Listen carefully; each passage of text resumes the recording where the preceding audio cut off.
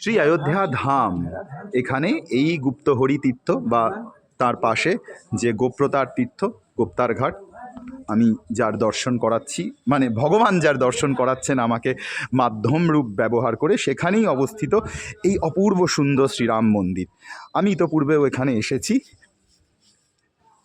বাহ, ওপরে চন্দ্র উদয়ও হয়েছে, মা সীতা তো স্বয়ং চন্দ্রবংশ চন্দ্রিকা।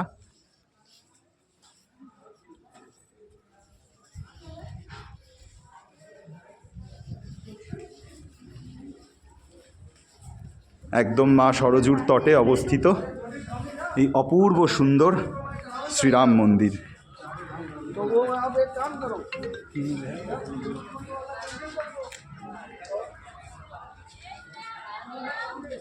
চন্দ্র দর্শন হলো,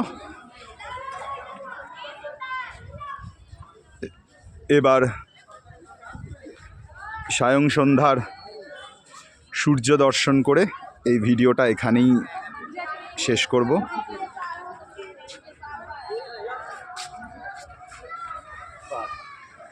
সন্ধ্যা নামছে গুপ্তার ঘাটের বুকে।